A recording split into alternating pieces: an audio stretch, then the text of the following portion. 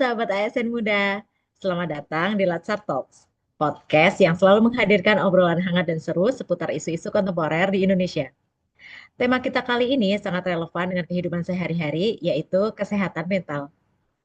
Namun, sebelum masuk ke diskusi, mari kita awali dengan review pembelajaran hari ini tentang isu-isu kontemporer di Indonesia. Seperti biasa, sesi belajar tadi benar-benar menyenangkan ya, aktif, interaktif, dan semua peserta itu berani menyampaikan pendapatnya. Yuk kita dengarkan kesan dari teman-teman satu persatu. Mungkin bisa dimulai dari Kak Putri. Silahkan. Baik, terima kasih kesempatannya Mbak Puspita. Overall, saya merasa kelas hari ini super interaktif. Setiap orang diberikan kesempatan untuk menyampaikan pendapatnya sendiri, dan bahkan pengajar pun memberikan feedback dalam setiap pendapat kita. Hal ini membuat saya sendiri merasa lebih ingin belajar dan bisa saling belajar antar satu sama lain. Selain itu, saya juga merasa sangat terapresiasi karena tadi pengajar memberikan feedback dalam setiap pendapat kita. Terima kasih. Oke, terima kasih Kak Putri. Mungkin selanjutnya dari Kak Nurul, gimana pendapatnya pembelajaran hari ini?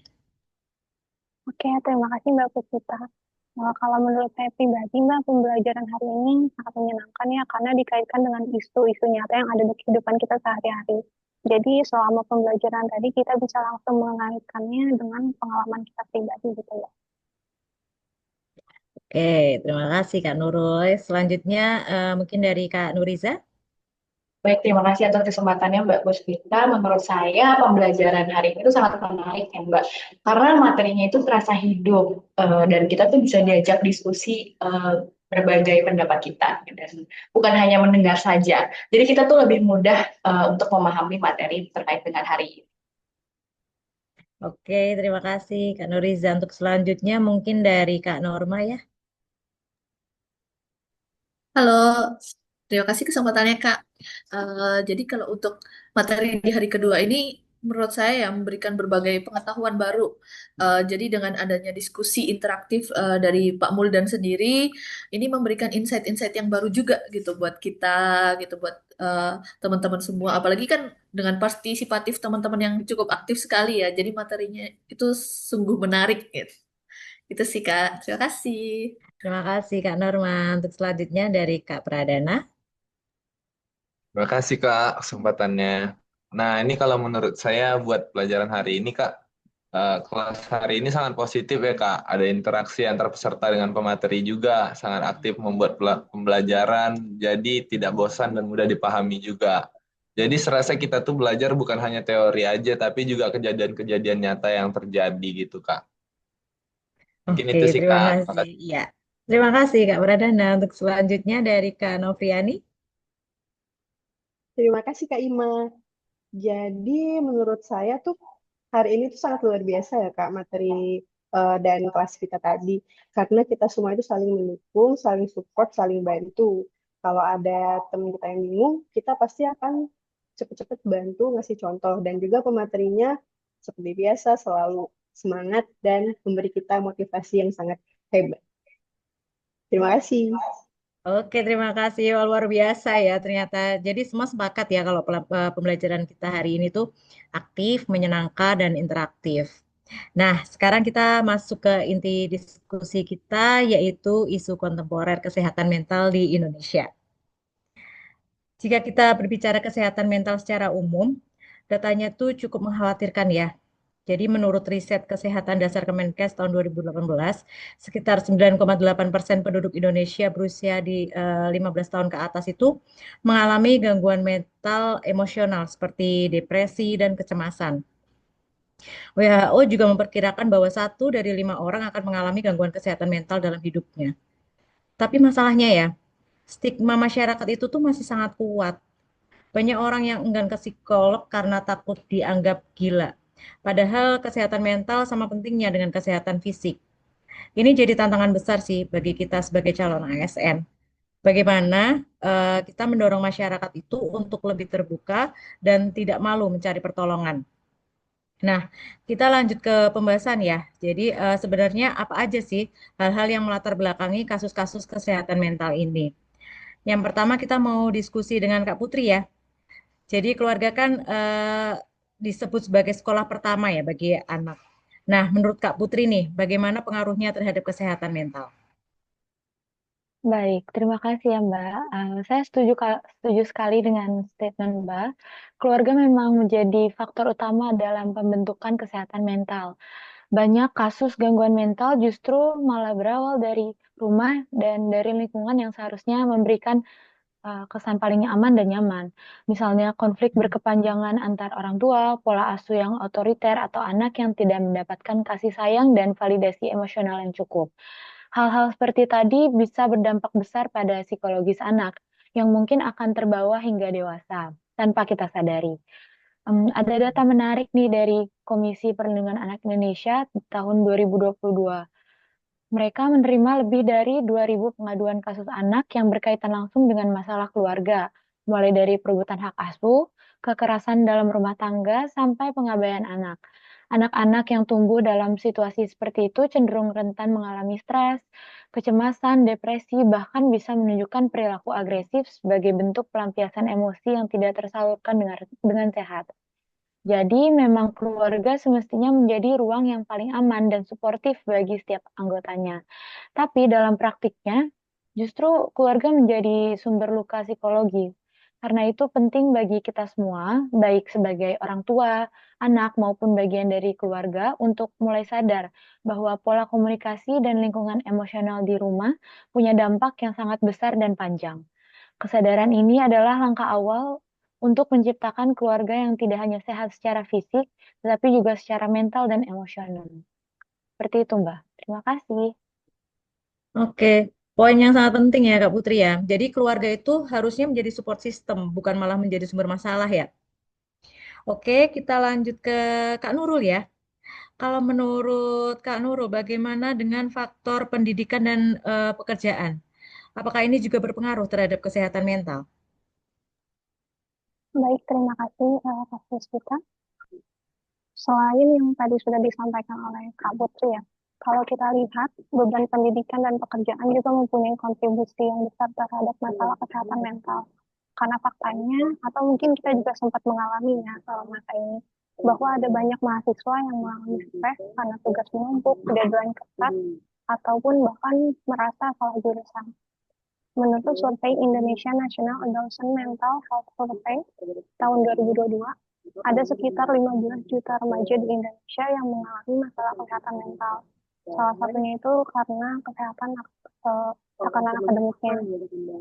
Di dunia kerja pun sama ya. Menurut Lembaga Kesehatan Jiwa di Jakarta, ada lebih dari 30% pekerja muda yang mengaku bahwa mengalami burnout akibat beban kerja yang berlebih. Burnout ini juga tidak tidak bisa dibilang hal yang kecil ya, karena kalau tidak ditangani tentu bisa menurunkan produktivitas, bahkan menyebabkan depresi juga.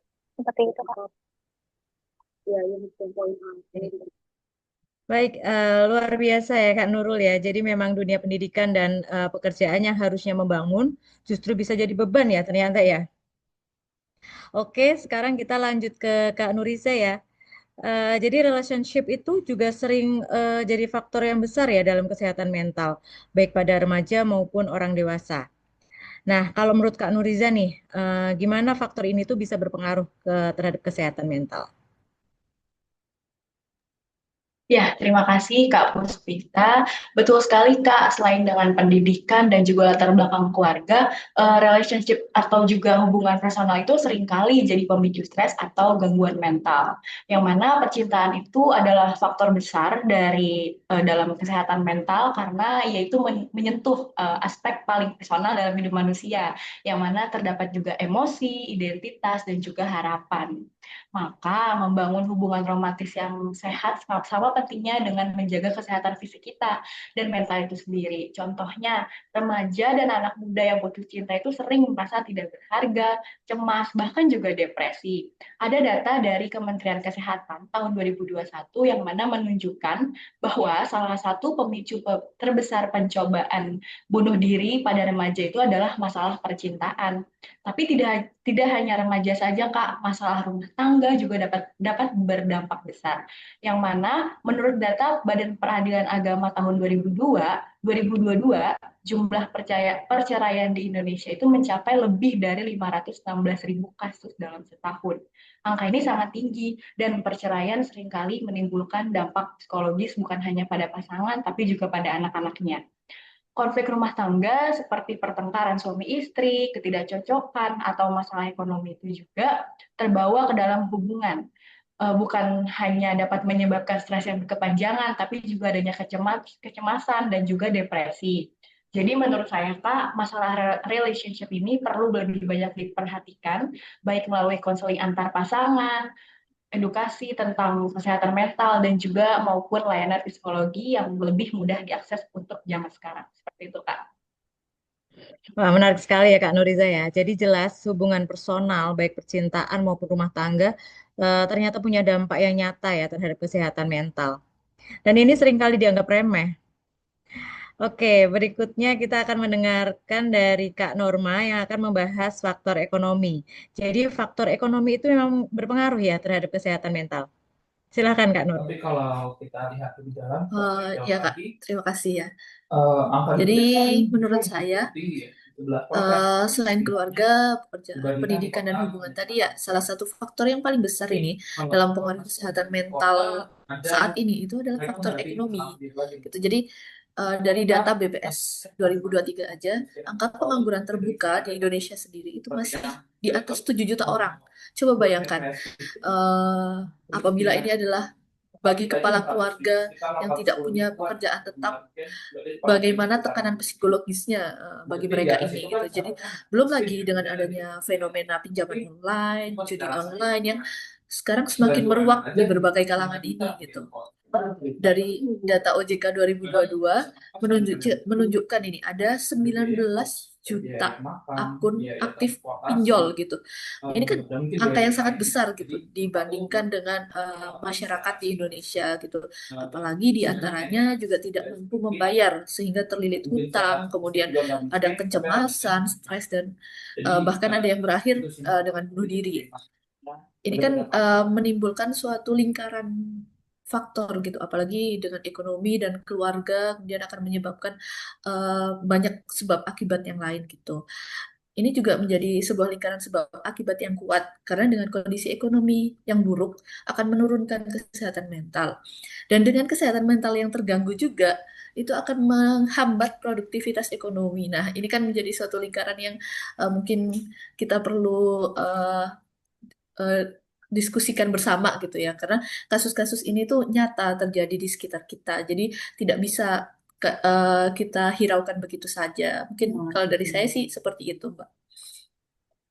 Wah, ini semakin jelas ya bahwa masalah ekonomi memang sangat erat kaitannya dengan kesehatan mental. Nah, sekarang kita ke Kak Pradana ya, yang akan membahas kesehatan mental yang dilatar belakangi oleh kasus bullying. Silahkan Kak Pradana. Baik Kak Puspita, terima kasih Kak Puspita sebelumnya. Nah, untuk yang bullying ini memang salah satu penyebab terbesar masalah kesehatan mental pada remaja ya Kak. Pertama itu dampak bullying terhadap kesehatan mental adalah masalah serius yang dapat mempengaruhi korban di berbagai aspek kehidupan. Penelitian menunjukkan bahwa pengalaman sebagai korban bullying dapat memiliki konsekuensi negatif yang signifikan, terutama bagi anak-anak dan remaja. Salah satu dampak utama dari bullying itu munculnya gangguan psikologis seperti depresi, kecemasan, dan gangguan tidur. Nah, depresi juga sering dialami oleh korban bullying tuh Kak, yang mungkin merasa sedih, kehilangan minat pada aktivitas yang mereka sukai, dan merasa putus asa. Ini dapat mempengaruhi kualitas hidup mereka sih secara keseluruhan dan berpotensi memicu pikiran atau perilaku merugikan diri sendiri. Nah, kadang tidak jarang tuh anak-anak yang kena bully itu merasa menyalahkan diri sendiri atas kekurangannya ataupun ya hal-hal yang membuat mereka dibully gitu sih Kak. Nah, terus dapat disimpulkan nih bahwa gangguan kesehatan mental dan kecemasan dampak dari bullying. Korban sering merasa cemas, takut, dan waspada dalam berbagai situasi, terutama di sekolah, yang mana teman-temannya itu yang menjadi pelaku itu kan ada di sekolah, dan gimana dia mau sekolah, sedangkan pelaku pembullyingnya aja ada di sekolah. Nah, ini mengakibatkan mereka takut juga untuk ke sekolah jadinya ujung-ujungnya. Nah, gitu sih. Nah, Dan juga ini bullying ini dapat menyebabkan trauma psikologis bagi mereka, Kak. Korban terus teringat-ingat kejadian dan merasa waspada berlebihan. Terus mereka juga bisa mengisolasi diri dari sosial gitu, enggan untuk bersosialisasi karena takut dibully lagi, menjadi kecemasan yang terus-menerus gitu. Nah, terus juga ada gangguan prestasi akademik karena sulit fokus tadi dan menurunnya motivasi belajar dari mereka. Terus ada juga risiko perilaku menyakiti diri yang tadi atau suicidal ideation. Pada kasus berat, korban bisa berpikir untuk melukai diri sendiri, Kak.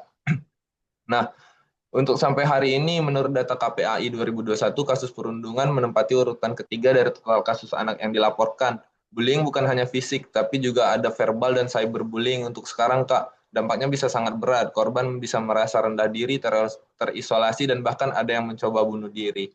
Nah, untuk sampai berita hari ini, itu ada kasus bullying siswa SMP di Cilacap dipicu karena korban gabung geng lain. Nah, ini pelakunya aja yang masih duduk di kelas 9 SMP, Kak. Sedangkan korbannya adik kelas dari pelaku. Nah, ada juga yang kedua itu ada kabar terkini dari ABG perempuan korban bullying di Jakbar usai dipukuli. Yang menjadi korban perundungan atau bullying itu bisa hingga dipukuli dan dijambak. Nah, ini sampai di sini bullying itu tidak hanya mengenal gender, Kak. Bisa kena laki-laki ataupun perempuan. Nah, dan yang terakhir nih ada kasus terbaru di 2023, ada seorang siswa SMP di Jawa Barat yang mengakhiri hidupnya setelah mengalami perundungan berulang kali. Ini bukti nyata sih kalau bahwa bullying itu bukan hanya sekedar kenakalan anak, tapi masalah serius yang bisa mengakibatkan bunuh diri, Kak. Bisa mengakibatkan hilangnya nyawa sih. Mungkin itu sih, Kak, kalau dari bullying sendiri. Makasih, Kak. Miris sekali ya Kak Pradana ya. Iya, Kak. Jadi kita benar-benar harus serius ya menangani perundungan ini ya. Nah, ini yang terakhir dari Kak Novriani nih yang akan membahas isu yang juga sangat sensitif ya, yaitu tentang kesehatan mental yang dilatar belakangi oleh kekerasan seksual. Silakan Kak Novriani. Oke, terima kasih Kak Puspita. Jadi kekerasan seksual itu memang memiliki dampak jangka panjang ya Kak terhadap mental korban gitu.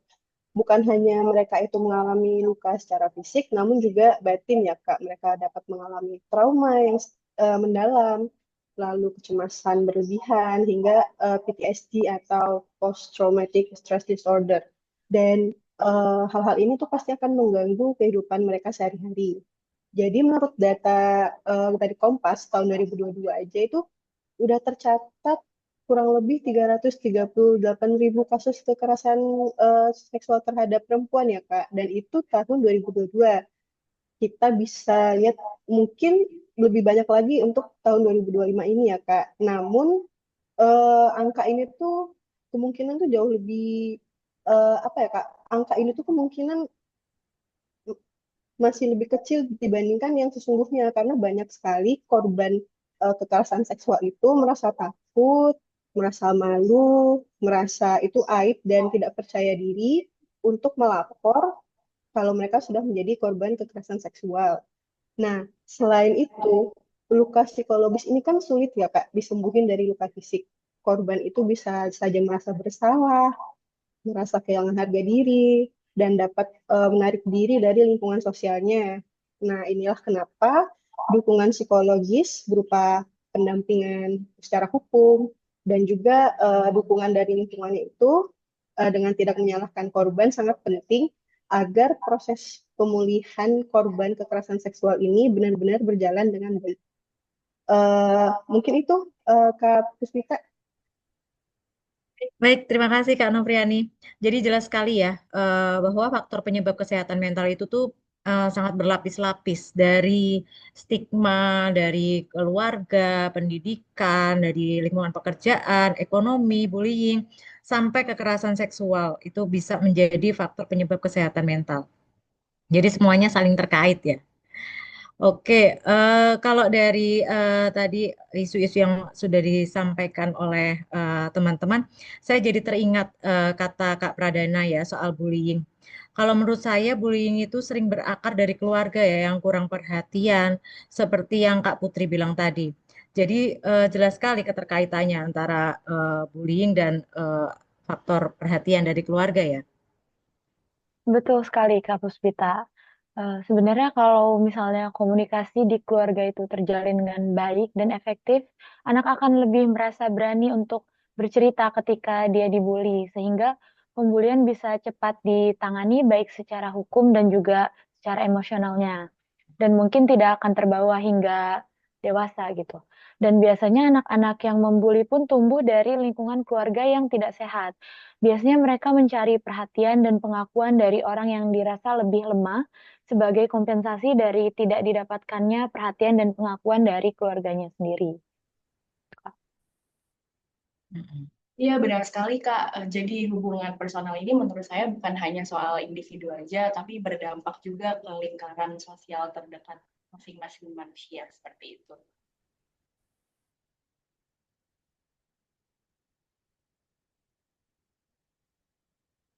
Ya, mungkin dari ada pendapat lain, mungkin dari Kak Nurul eh, bisa berpendapat. Iya Kak, kalau saya mungkin ingin menambahkan ke Kak Norma ya.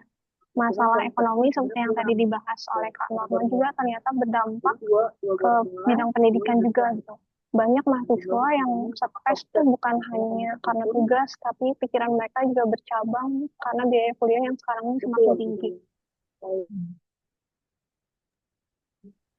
Iya, benar banget ini Kak Nurul. Karena seperti yang saya sampaikan tadi ya, bahwa faktor ekonomi ini membentuk lingkaran masalah yang sangat kuat juga gitu. Jadi solusi kesehatan mental ini tidak bisa gitu kalau hanya berfokus pada individunya masing-masing. Jadi kita harus juga saling memperhatikan kondisi sosial ekonomi di lingkungan yang melingkupinya. Seperti itu mungkin Kak. Saya setuju juga sih dengan Kak Novriani tadi, yang banyak korban kekerasan seksual yang akhirnya juga mengalami bullying karena kekerasan seksualnya sudah melekat pada dirinya gitu kan. Jadi dia juga akhirnya mengalami bullying juga dari teman-temannya, terutama di media sosial yang orangnya juga tidak tahu di mana gitu kan. Nah, jadi dampaknya itu berlapis Kak gitu. Iya, betul sekali, Kak. Itulah kenapa penting ya bagi kita untuk menciptakan ruang yang aman, baik sekolah, di tempat kerja, maupun di masyarakat, supaya korban-korban kekerasan seksual ini bisa pulih melalui dukungan, bukan malah disalahkan oleh masyarakat. Oke, wah diskusi ini sangat membuka mata ya. Ternyata kesehatan mental itu isu multidimensi yang saling berkaitan. Jadi sebagai ASN kita punya peran penting untuk hadir sebagai pelayan publik yang empatik, solutif, dan mendorong kebijakan yang berpihak pada kesehatan mental masyarakat. Baik, sahabat ASN muda, kita sudah sampai di penghujung podcast. Hari ini kita belajar bahwa kesehatan mental bukan isu kecil, melainkan tantangan besar bangsa. Penyebabnya beragam, ada keluarga, pendidikan, pekerjaan, ekonomi, bullying, hingga kekerasan seksual. Semoga obrolan ini menambah wawasan kita semua dan menjadi bekal untuk bekerja dengan nilai berakhlak sebagai ASN yang peduli pada masyarakat. Terima kasih untuk Kak Putri, Kak Nurul, Kak Nuriza, Kak Norma, Kak Pradana, dan Kak Novriani atas diskusinya yang luar biasa. Saya Puspita Karisma, sampai jumpa di episode berikutnya. Dah.